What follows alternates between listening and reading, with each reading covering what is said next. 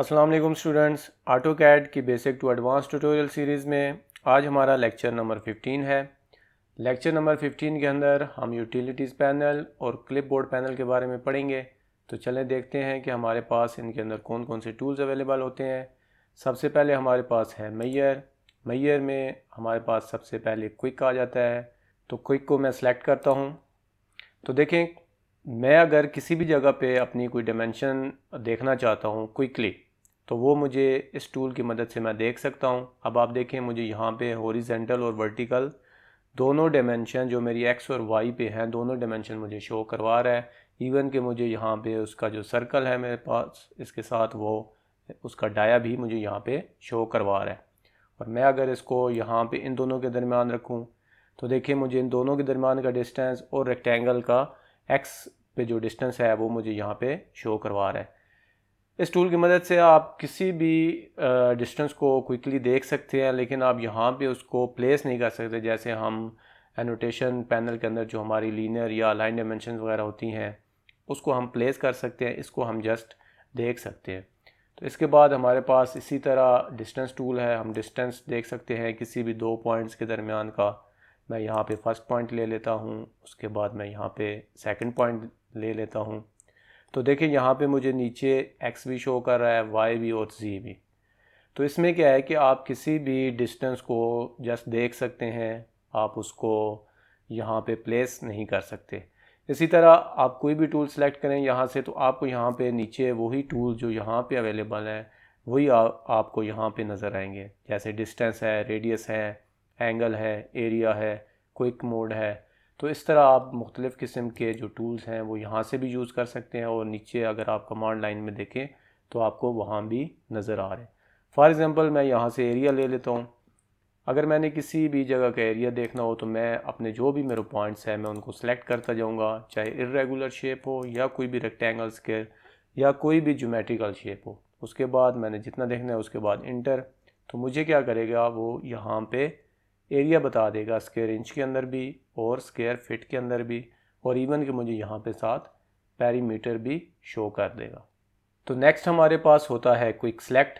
तो quick select को हम देखते हैं। क्विक सेलेक्ट आप यहाँ से भी उसकी विंडो में जा सकते हैं, या आप किसी भी जगह पे खाली जगह पे राइट क्लिक करें तो यहाँ से भी आप क्विक सेलेक्ट में जा सकते हैं। अब क्विक सेलेक्ट क्या होता है कि आप कोई भी कलर वाइज या उसकी ज्योमेट्रिकल शेप वाइज या लेयर वाइज या लाइन टाइप वाइज किसी ऑब्जेक्ट को जो सेम हो, अगर आप क्विकली सेलेक्ट करना चाहते हैं तो आप उसको यहाँ क्विक सेलेक्ट से कर सकते हैं। फॉर एग्ज़ाम्पल, अगर मैं अब यहाँ पे मेरे पास रेड कलर में रेक्टेंगल भी है और सर्कल भी है, इसी तरह ब्लैक कलर में भी है, तो मैं क्या करता हूँ कि मैं यहाँ से मल्टीपल कर लेता हूँ, कलर कर लेता हूँ, और यहाँ से इज इक्वल टू करके मैं यहाँ से रेड पे क्लिक कर लेता हूँ। अब इसको मैं करता हूँ ओके। तो देखिए मेरे पास रेड कलर में जितनी भी ज्योमेट्रिकल शेप थी वो मेरी यहाँ पे सिलेक्ट हो गई है। अगर मैं इसी को कॉपी कर लूँ, CO, उसके बाद इंटर, यहाँ पे मैं कॉपी कर लेता हूँ। अब देखिए मैं इसमें से इस रेक्टेंगल का कलर ब्लू कर देता हूँ, और इवन इस सर्कल का कलर भी मैं ब्लू कर देता हूँ। तो अब क्या है, अब मैं दोबारा जाता हूँ क्विक सेलेक्ट में।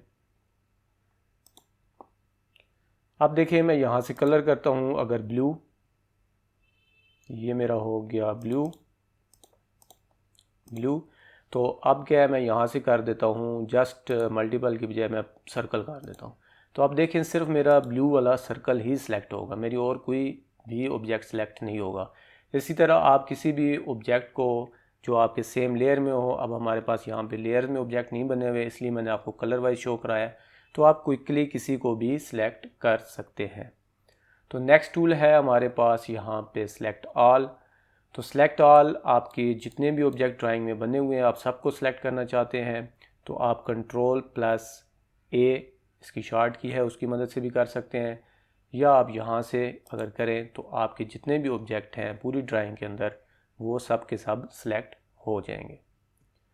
उसके बाद नेक्स्ट हमारे पास यहाँ पे क्विक कैलकुलेटर है, तो आप यहाँ से भी जा सकते हैं, और अगर आप राइट क्लिक करें तो यहाँ पे भी आपको क्विक कैलकुलेटर का ऑप्शन अवेलेबल है। अब क्विक कैलकुलेटर जैसे एक आम दूसरा कैलकुलेटर होता है विंडो के अंदर आप यूज़ करते हैं, इसी तरह ये भी साइंटिफिक कैलकुलेटर भी है, इसके अंदर यूनिट कन्वर्जन भी है, वेरिएबल्स भी हैं। आप कोई भी कैलकुलेशन हो तो आप इसको यहाँ से कर सकते हैं। इसकी शॉर्ट की QC होती है। आपने अगर शॉर्ट की मदद से निकालना है तो आप उसको QC एंटर करें तो क्विक कैलकुलेटर आपका ओपन हो जाएगा। तो चलिए मैं इसको क्लोज़ कर देता हूँ। नेक्स्ट हमारे पास यूटिलिटीज़ के अंदर अगर मैं जाऊँ तो यहाँ पे हमारे पास होता है ID पॉइंट। अब ID पॉइंट क्या होता है, यहाँ से आपको ज़रा गौर से और डिटेल से ध्यान से समझने की ज़रूरत है।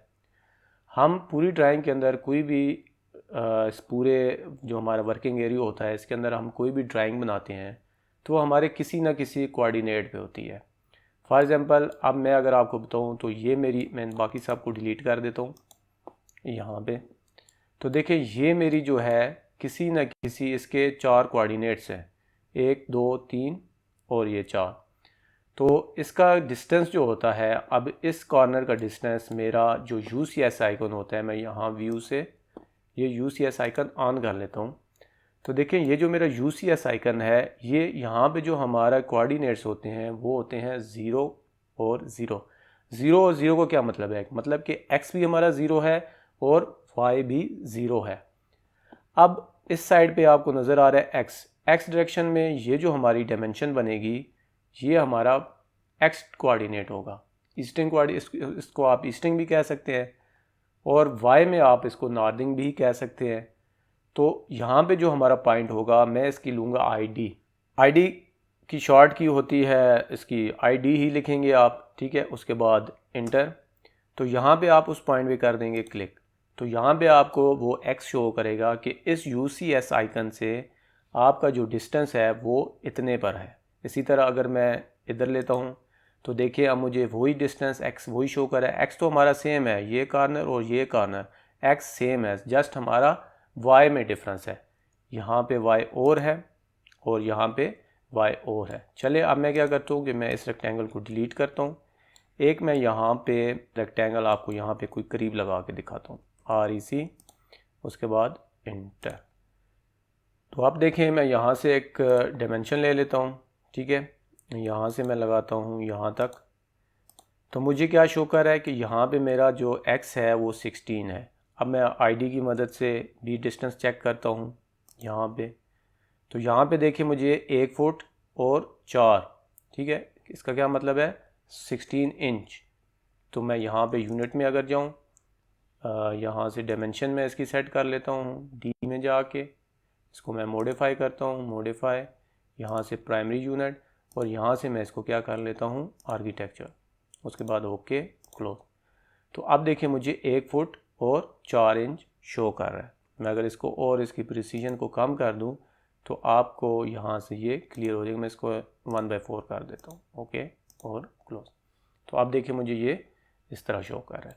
तो इसी तरह y पे अगर मैं चेक करूं तो यहाँ से मेरा y ये वाला माइनस में हो जाएगा और ये प्लस में हो जाएगा। यहाँ पे जो मेरा y है वो 0 है। अगर मैं यहाँ से इसको देखूं तो देखिए मुझे ये 11 फुट और समथिंग ऐसा इंचेस जो है वो शो कर रहा है। मैं इसको डिलीट करता हूँ। अब मैं आपको ID दिखाता हूँ इस पॉइंट की, ये देखें। तो यहाँ पे मुझे जो y है मेरा 11/5 फुट इंच मुझे शो कर रहा है इसके रेफरेंस से। तो इसी तरह आप कोऑर्डिनेट्स यहाँ पे चेक कर सकते हैं। किसी भी जगह के आपने कोऑर्डिनेट्स चेक करने हो तो आप उसको ID लगा के कर सकते हैं। अब आपने अगर कोई लाइन वगैरह या कुछ चीज़ कोऑर्डिनेट पे लगानी है तो कैसे लगाएंगे। फॉर एग्जांपल मैं इसको करता हूँ डिलीट, मैं लाइन लेता हूँ, लाइन की कमांड, ठीक है।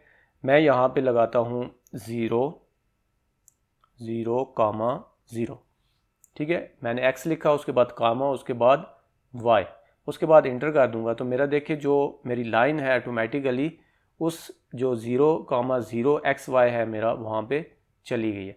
अब इसके बाद मैं अगर लगाऊं 5, 10 फिट, ठीक है।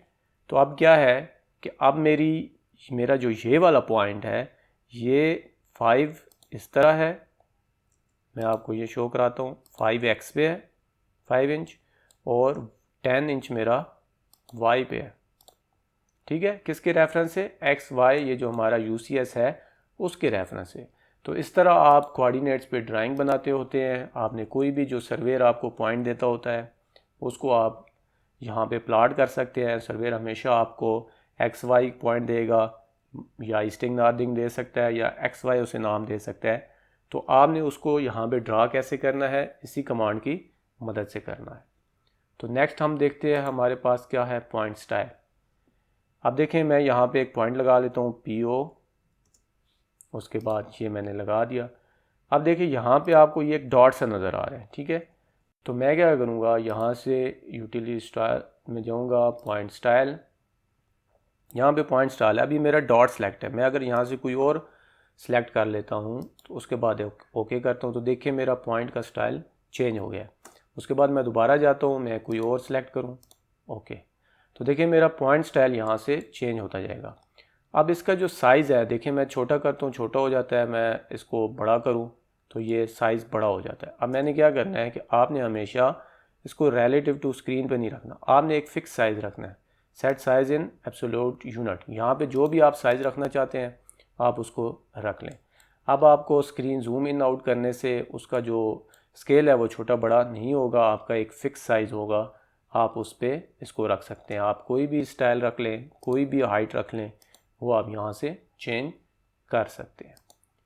तो ये था हमारा यूटिलिटीज़ पैनल। इसमें हमने मायर टूल को पढ़ा, क्विक सेलेक्ट को पढ़ा, सेलेक्ट ऑल पढ़ा, उसके बाद क्विक कैलकुलेटर, उसके बाद आईडी पॉइंट्स, कोऑर्डिनेट्स वगैरह, हम किस तरह कोऑर्डिनेट्स लगाते हैं, कोऑर्डिनेट्स क्या होते हैं, और उसके बाद हमने पॉइंट स्टाइल को पढ़ा।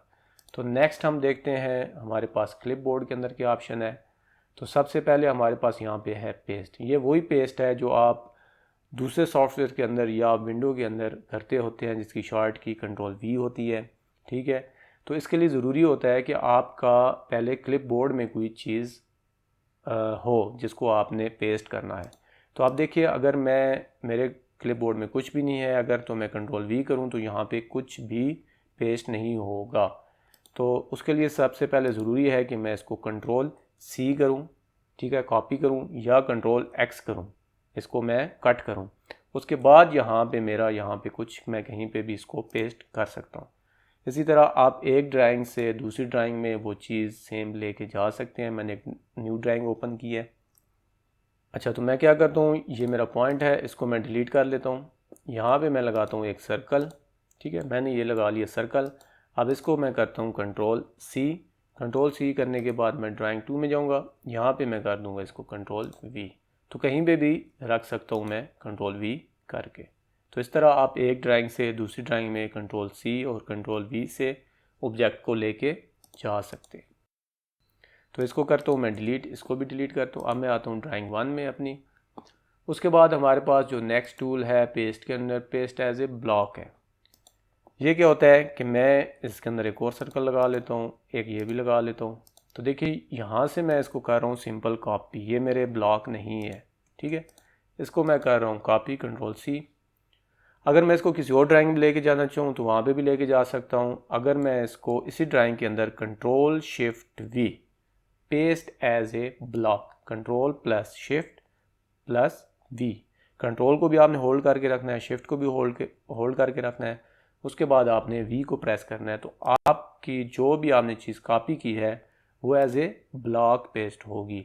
ये आप उसी ड्राइंग के अंदर भी कर सकते हैं जिस ड्राइंग में वर्किंग कर रहे हैं, या इसको किसी और ड्राइंग में भी आप एज ए ब्लॉक लेके जा सकते हैं। उसके बाद जो हमारे पास है पेस्ट टू ओरिजिनल कोऑर्डिनेट। अभी जैसे पहले मैंने आपको कोऑर्डिनेट्स के बारे में बताया था, तो पेस्ट टू ओरिजिनल कोऑर्डिनेट्स क्या होता है। देखें अगर मैं यहाँ से इसको कंट्रोल C करता हूँ सिंपल, और इसको मैं अपनी दूसरी ड्राइंग में लेके जाता हूँ कंट्रोल V, और इसको मैं यहाँ पे रख देता हूँ। आप देखें अब मेरे पास दोनों सर्कल सेम है। तो मैं यहाँ से इसको करता हूँ कंट्रोल C, ठीक है, और इसको मैं दूसरी ड्राइंग में उसी जगह पे लेके जाना चाहता हूँ। तो देखिए मुझे नहीं पता मैं इसको कहाँ पे रखूँ कि सेम वही लोकेशन पे पेस्ट हो किसी और ड्राइंग के अंदर। तो मैं क्या करूँगा कि बल्कि आपने भी हमेशा ये करना है कि जब भी किसी ऑब्जेक्ट को आप दूसरी ड्राइंग में लेके जाएं तो उसको आप कंट्रोल कॉपी करें, पहले कंट्रोल C। उसके बाद जब आप दूसरी ड्राइंग में आएँ तो यहाँ से आपने क्या करना है, पेस्ट टू ओरिजिनल कोऑर्डिनेट। इसका क्या मतलब है कि जिस कोऑर्डिनेट पे उस ड्राइंग में पड़ा है ये ऑब्जेक्ट, इसी कोऑर्डिनेट पे इधर भी आपका पेस्ट होगा। अब इसका फ़ायदा क्या है, देखिए मैं यहाँ से ये ऑब्जेक्ट कॉपी करता हूँ, कंट्रोल सी। अब यहाँ पे मुझे नहीं पता मेरा ये यहाँ पे है, मैं क्या करूँगा, मैं यहाँ से पेस्ट टू ओरिजिनल कोऑर्डिनेट करूँगा, तो मेरी उसी लोकेशन पे जो ऑब्जेक्ट है वो यहाँ पे पेस्ट होगा। तो ये होता है हमारा पेस्ट टू ओरिजिनल कोऑर्डिनेट। उसके बाद पेस्ट स्पेशल है, पेस्ट स्पेशल में आप उसको बिटमैप करना चाहते हैं, एज ए पिक्चर पेस्ट करना चाहते हैं तो वो आप कर सकते हैं। नेक्स्ट हमारे पास क्या है, कंट्रोल एक्स, वही आप कट कर सकते हैं किसी चीज़ को कंट्रोल एक्स से, और कंट्रोल सी का से हम किसी भी चीज़ को कॉपी कर सकते हैं क्लिपबोर्ड के अंदर। तो ये हमारा यूटिलिटीज़ पैनल और क्लिपबोर्ड का जो पैनल था इसको हमने डिटेल से पढ़ लिया है। नेक्स्ट लेक्चर में इंशाल्लाह हम एक्सटर्नल रेफरेंसेस के बारे में पढ़ेंगे कि हम एक्सटर्नल रेफरेंसेस को अपनी ड्राइंग के अंदर कैसे यूज़ करते हैं। सो टेक केयर, अल्लाह हाफिज़।